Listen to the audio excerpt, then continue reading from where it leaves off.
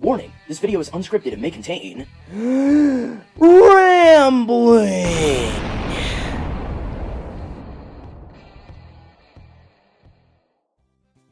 Hello everybody and welcome to Rambling, a show where I ramble about stuff I don't like. I can tell you and me, we're gonna have a grand old time tonight, if you know what I'm saying. So let's see what our topic is. Oh boy. So today we're going to be talking about the new GhostBusters movie. Like the intro said, I don't have this written or anything. I have a basic outline of what I want to say, but keep in mind one thing while watching this video. This is coming from somebody who has never seen the original Ghostbusters movies. With that said, this movie still looks terrible. Let's go. Let's go. Oh. Did you want to? Sorry. I'll let you. Next time. Okay. Let's start off with our first topic, and probably the one that gets the most talk. I am not a sexist. Do I care that this movie has a full cast of women? Well, yes, I do. Because it's unnecessary. It's dumb. It's not needed. This isn't Bridesmaids.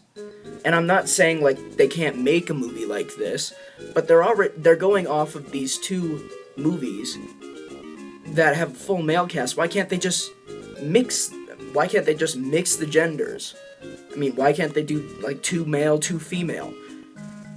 And, I mean, this isn't even a follow-up or anything. It's not a Ghostbusters 3. It's a remake of the first one. The only difference being, it takes place in modern times, and it's all women instead of all men. Did anybody ever want this? People have been asking for Ghostbusters 3 since the second one came out. I mean, nobody ever wanted a remake and a reboot of the first Ghostbusters movie. Especially not one that looks this awful. Oh, hell no, the devil is a liar! Get out of my friend, Ghost! Ow, that's gonna leave a mark. The power of pain compels you! Ah! And I guess that goes right into my second topic. Terrible humor. Like, in the trailers alone, it looks... The jokes that they use are pathetic. Absolutely pathetic. Like, I mean, look at this one. Why am I operating the untested nuclear laser? You have the longest arms. Fire! Oh, well. Okay, so... Why? Why? You have the longest arms. That's a joke. Oh, this big, overweight black woman is slapping a big, overweight white woman. Real comedy. And the ghost flies out after the first one, but no, slap her 2 more times. That makes it even funnier. Power of Patty compels you, baby. Not only is a lot of the humor that is portrayed in these few trailers just downright awful, but it mixes in a lot of quote-unquote modern jokes that just suck. Don't upset the ghost. Really? Like, I mean, oh, hey, we're normal people. We can see these ghosts. We should be terrified out of our minds, but no, let's take a selfie.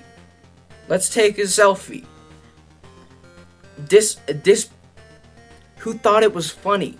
Who thought this was funny? It's not, it's pathetic. I don't understand why people, like... Again, I have not seen the original Ghostbusters movies. This is an opinion of a person who doesn't have an opinion of the original property. But it's just, the little I know about it, this is just butchering its source material. And the fact that it is a reboot and stuff, let alone a remake of the first one, means it doesn't associate itself with anything in the original 2 Ghostbusters movies. So why call it Ghostbusters? And like the old actors from the original movie or movies they can make cameo appearances, but not as their original characters? What is the point of that? It doesn't... That just makes the whole universe even more confusing. Holtzman, come on. The hat is too much, right? Is it the wig or the hat? Third topic, stereotypical characters. Like, Melissa McCarthy. She's fat. That's her one character trait. Huh. She's the fat character. All of her jokes are going to be centered around that. Oh, this one lady, Patty, as her character is called. She's the sassy black woman with all the street knowledge. These are all such terribly stereotyped characters. Especially take Patty, for example. I don't know the real actress's name. Or, not the real actress's name. I don't know the actress's name. I just know the character's name. Patty, because you know that wonderful scene from before. Why didn't they make her, like, a more intelligent character? Why is she the one with, like, all... Like, she's got the street smarts, because she works in a subway in New York. Why couldn't that be another character? Why does it have to be stereotypically the African-American character? Like, take Johnny Storm in the new Fantastic Four movie. What are his defining character traits? Okay, he's black, he can build stuff, and the only reason he's helping the rest of his team is so he can, like, work on his car. And, like, he's constantly being chased by police, outrunning them. Why? That's another completely stereotypical character. I don't understand how, like, these stereotypes are being put on only black... in only black roles. Why is that a thing? Why can't the writers of the film, or even the director, why can't they have some input to change it? It makes it look sloppy. It dates the movie when it comes out. It doesn't make any sense. I think that's like the 5th time I've said that. But it's true. Why would they... I don't understand it, in all honesty. Why in the holy mother of all things holy is Chris Hemsworth in this movie? And why in the world is he playing a nerdy character? Oh, it's Chris Hemsworth. Put glasses on him and he looks nerdy. Ha! Ha! Another stereotypical character, look at that. Why did they cast him? Why didn't they cast somebody else? His role doesn't make any sense. Like, his character makes no sense. He shouldn't be playing that role. You didn't disclose that the vehicle was going to be a hearse. It's a Cadillac! Last topic, for the most part at least. Why is there so much CGI? It's so unnecessary. I mean, look at this picture. Does that look real to you at all? No. Even somebody who doesn't watch movies a lot or studies the craft of filmmaking knows for a fact that what they are seeing is not really there. It's too obvious. Look at the effects throughout the rest of the trailer. Even like with the blue ghosts and stuff, like those are real people and they added effects over them. But it doesn't look right, does it? I don't know what they're doing, especially with like using the real people and stuff. It should look better than that. But they just look like CGI monstrosities. Take for example, like, the green ghost, it's Slimer, isn't it? In the new trailer. Like, take him for example. Look at him and how he's portrayed in the new GhostBusters movie. Look at him in the trailers. Does that look remotely real at all? No. It looks, for lack of a better term, too good to be true. Like, you know what you're looking at isn't there in the first place, but like, it doesn't give the illusion that it would even fit in with the world, because it's so, like, polished, it's so clean looking, like in the Star Wars prequels. Compare the original Star Wars movies to the prequels. In the original movies, since everything was a model and everything was, like, made by hand, it all had this true grit to it. Like, it felt real because it was real. Like, there weren't actually giant spaceships flying through the skies, but they looked real because they were shot with a camera. With CGI, you are making something out of literally nothing. You've got to, like, you really have to fool the human eye to get it right. Look at Slimer from the old GhostBusters movies. You can clearly tell he's not real, but he is at the same time. It's a weird thing to explain. Like, something that's easier for me to explain is to go back to Star Wars. Look at Yoda.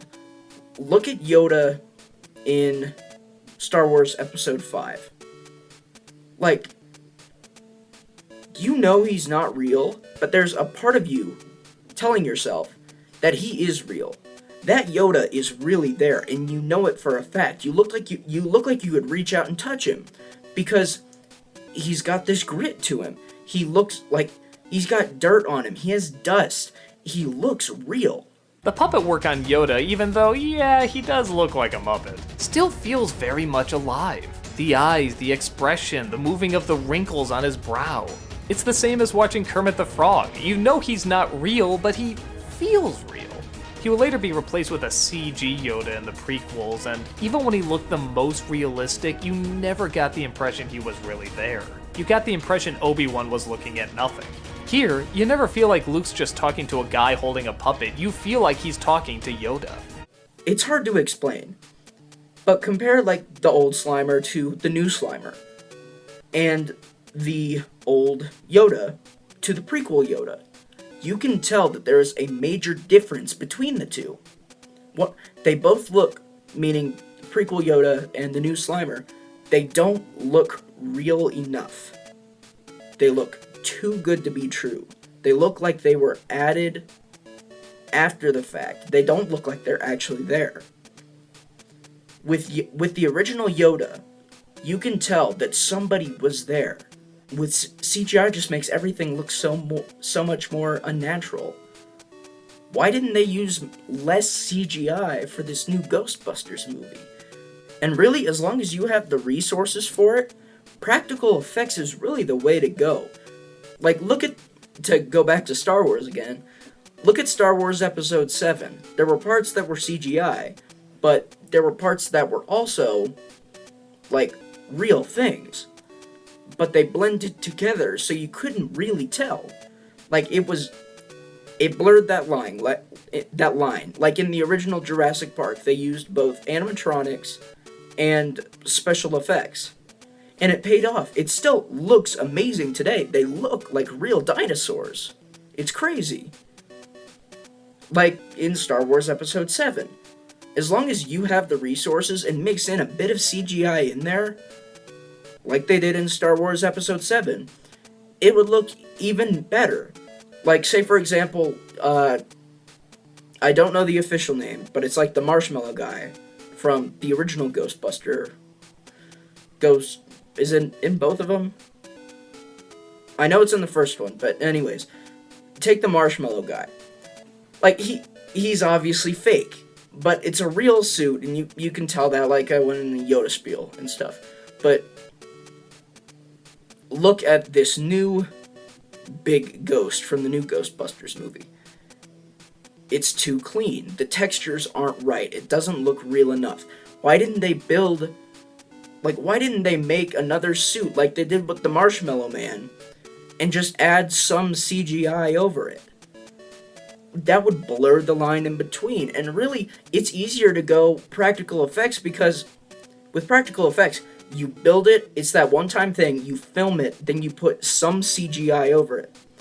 with complete CGI, you have to render everything frame by frame. It's a much longer process. I really don't, I just don't understand why they didn't use practical effects more, because really it's the easier way out. But it still looks better. Whatever they are, no one should have to encounter that kind of evil. Except you girls, I think you can handle it. Oh, good. Thanks. So yeah, I don't really know what else to say. I'm kind of mad. Like, if you probably couldn't tell. I'll probably still eventually see it when it comes to like Redbox or something. I probably won't waste my time in theater for it, because it looks no good. Just so you know, though.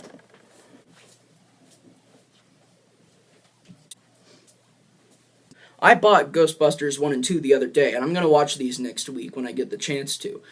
But even with, I don't even have to see these to know that this new movie is going to be terrible. If it's not, I would be genuinely surprised. But I don't know. Don't judge a book by its cover, I guess. But yeah, I guess that's really all I have to say. Rambling done.